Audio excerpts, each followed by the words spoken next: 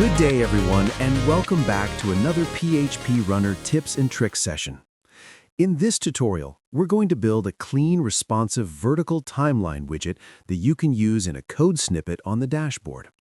The example we'll use is inspired by CSSscript.com, a lightweight and dynamic solution for showcasing historical events, product releases, project milestones, or any data you want to present in a simple linear flow.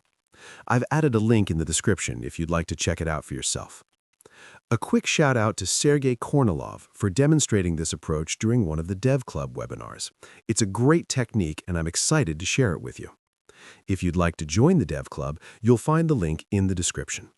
And if you enjoy these tutorials, consider supporting the channel by becoming a YouTube member for as little as $1 a month. Membership gives you access to the Community Hub where you can log in with your Google profile, copy the tutorial code,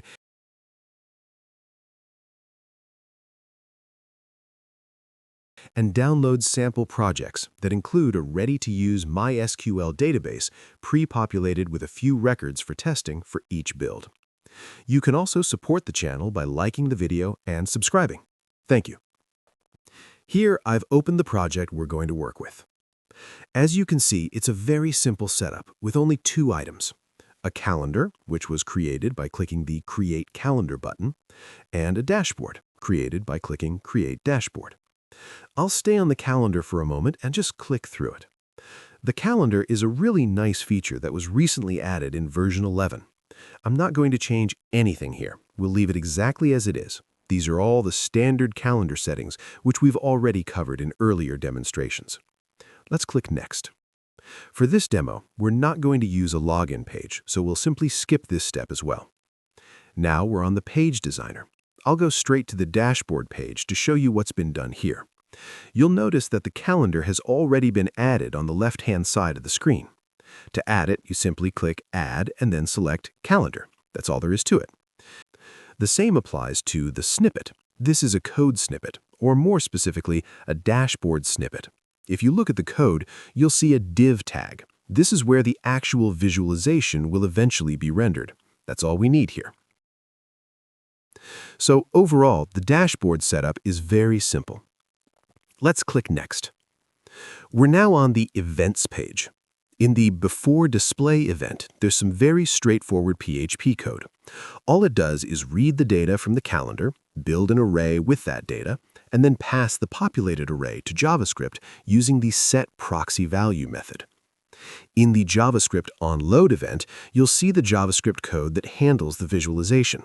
You're welcome to experiment with this as much as you like. The commented out section is the original template I used as a reference. Then I built the actual working code above it, just to better understand the structure. The important thing to remember here is that this visualization is not limited to calendar data. It can be used with any kind of linear time-based data. The calendar makes for a nice and familiar example, but this could literally be anything. For those of you who are members of the Community Hub, you'll be able to copy and paste this code directly. This is a Devclub tutorial, but it's not the full version. We've built a much more advanced chat-style application using this same approach, and that full project is available to Devclub members only. Let's continue to the Style editor.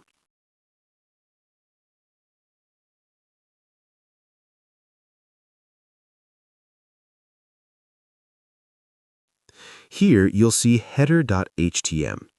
Inside this file, we're embedding 2 resources, a CSS file and a JavaScript file. Both of these files live under custom files. The JavaScript file is a class that does all the heavy lifting. If you want to pause the video and type it out yourself, feel free to do so. Otherwise, you can simply click Join on the YouTube subscription and download everything using your Google profile. Below that is the CSS code, which styles the visualization.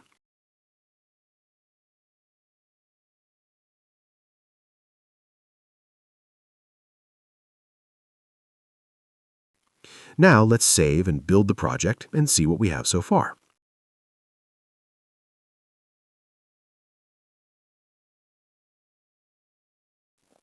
If I click on Calendar, you'll see the standard calendar view that was created earlier.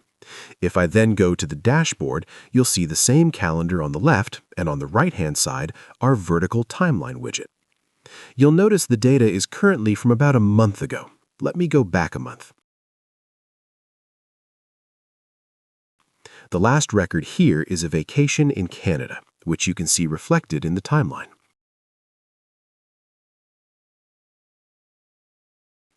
To demonstrate this properly, let's add a new entry for today, the 15th, which is the day I'm recording this. I'll add a new event, give it a title, and call it Create Tutorial. That's all we can add for now, so I'll save it. When I refresh the page, and yes, this could be automated, but it's not set up in this project, you'll see the new entry appear, Create Tutorial. You'll also notice some null values. This isn't an error, it just means that certain data is missing. In this case, there's no description and no category yet. To fix that, we go back to the calendar entry and edit it. Now we can select a category and add a description. I'll set the category to Critical and add a description like Create YouTube Tutorial. Then we save.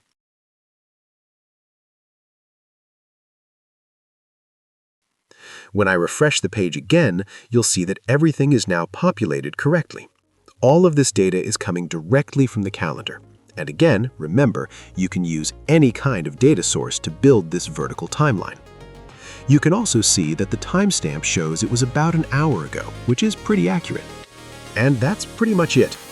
If you want to copy the code or download the full project, including a pre-populated database, you can sign up for just $1 a month.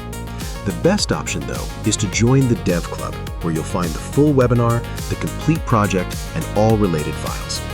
Thanks very much for watching, and I'll see you next time.